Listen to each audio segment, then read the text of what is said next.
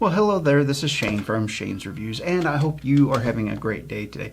What if I told you there was a book that focused on the same things that we usually take a look at, but the aspects are based upon the best points of humanity? What if it was based in space? What if it still had that if things don't go right, things that are bad are really going to come around?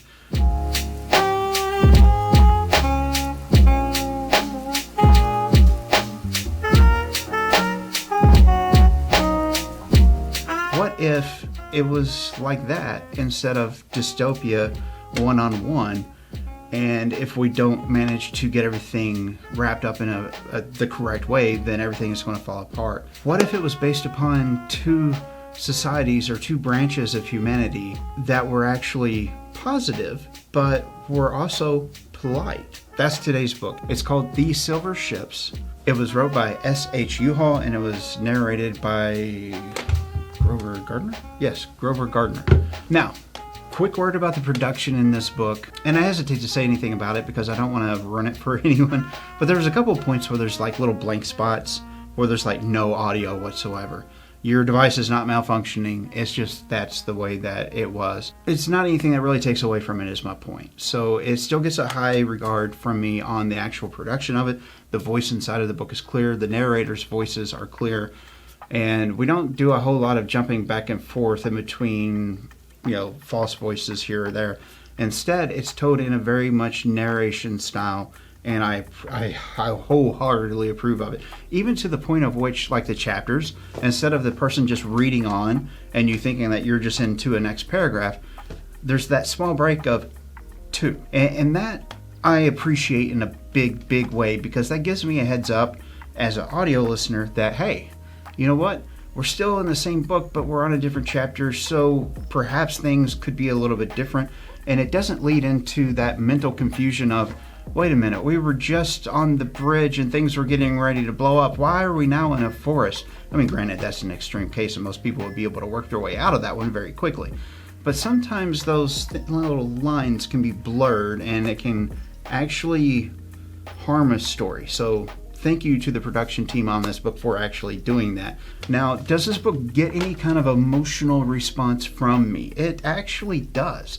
And the reason why is because I'm hopeful for the characters. I've found myself a little bit more invested than what I normally would be in a story, simply because the people were relatable, the speech was natural, and it wasn't like the same character talking to the same character, but it was something where you could tell that the person that was narrating it enjoyed the story or is just a really good reader. And then on top of it, it just really, it sold itself to me in that regard. And I found myself wanting to see what was going to happen next. Because we start out with a guy that's just pretty much on a tugger in the middle of space. And it's let known that he's a little bit anti-government, a little bit anti-control, a little bit of a rebel. He's found a derelict ship that's out in the middle of nowhere. He's almost out of gas. He's just barely making his way back to where he could get refilled. And he's having to make these choices of, do I dump it? Do I not dump it? Do I go ahead and investigate this thing? Do I find out what this ship actually is, what it's capable of? Is there anything in here that maybe I could salvage whenever he gets a surprise? The ship's not dead, although he thought it might have been. And he also figures out quite quickly that this ship is not something from us or from his culture. It's got all these little holes that are perfectly round in it. He thinks it's an asteroid storm that had happened that had caused the problems. But we start to find out things quickly. There's this very helpful entity on the ship called a Sade, which is kind of like a digital AI presence. It's got personality, it's got its own thoughts, it's got its own emotions. And the reason why it was where it was and everything, it all comes down to this. There's a new species, a invader, that has attacked that ship, and come to find out that ship is part of a group of colonists that went one direction in space, whereas our main character in this book, Alex, he's from a different colony ship that didn't have it quite so well. Now, Alex's group is more like what we think of as humans. We're more of the rah-rah, get it done type. We're more of the, battle hardened, that kind of a thing.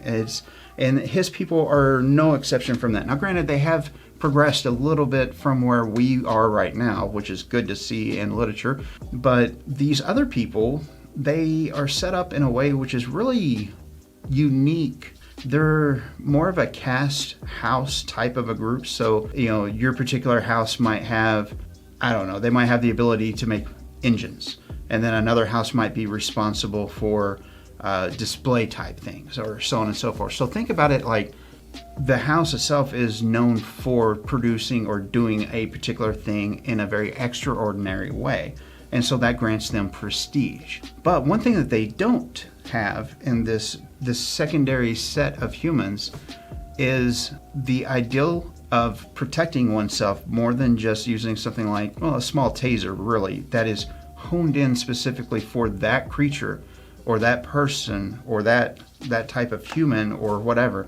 And it's designed in a way to not hurt. It's designed in a way just to make them incapacitated with no damage whatsoever. So the idea of being smacked in the face for saying something bad just doesn't exist to them. So they've got to the point in society where they feel that they should be able to live in the universe with no conflict, with nothing that's ever going to cause them any kind of physical harm. War is something that is completely gone from them. And so that is actually their weakness in this story, although could be their strength as well if we continue on, if this is a series. So it's interesting to see how their society versus Alex's society have developed along completely different trajectories. But whenever it comes to this as a whole, it's just so interesting to see how the Sade and this group that are of the houses, how they're willing to go, hey, our ship was damaged, you guys got a planet, we're stuck here, we're worried because the people that came in, we couldn't actually talk to them, they didn't respond to us, they ignored us, and they just destroyed this, and this.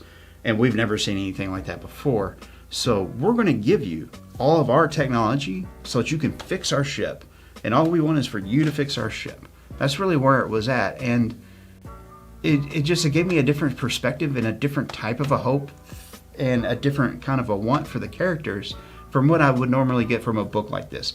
That's the reason why I really honestly feel like it is worth your time, efforts, and energies. If you need a little bit of a pick-me-up that's a space book that's leading into something, it feels like something big, this would certainly not do you wrong. I do have to say it is a little bit maybe cotton candy skies. If you know, you know. It's also realistic in a lot of ways as well. Between the way that different people behave, different sects act, and then the conclusion of the book, which I'm not going to give you any kind of hints whatsoever. That was probably the more bold choice for the author to make, really. The way that came about, the way that things are moving into possibly a second book, or if it's just one of those things where that's it, that's the only story we get, I will forever be able to play with this story in my head and just wonder where they could have gotten to with it. So, yes, it did get an emotional response, and that would have been a different kind of a hope, a wanting to see where these characters go, a investment of my mind of actually starting to put things like imagery together for this story, which sometimes that really just doesn't happen. But I would love to see another book from this individual on this storyline. It would be incredible, I think.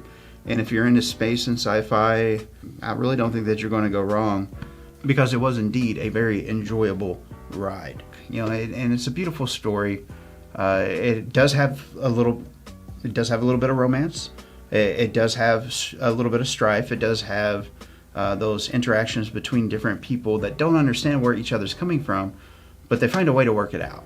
And so I applaud this book, and I applaud the author for it. Thank you so much for your time. If by chance you're still watching, you are a hero. I'm not sure which one of the videos you will check out that is coming in, but if you happen to pick that one or that one, I'll see you in the next video. Bye-bye. Wash your hands.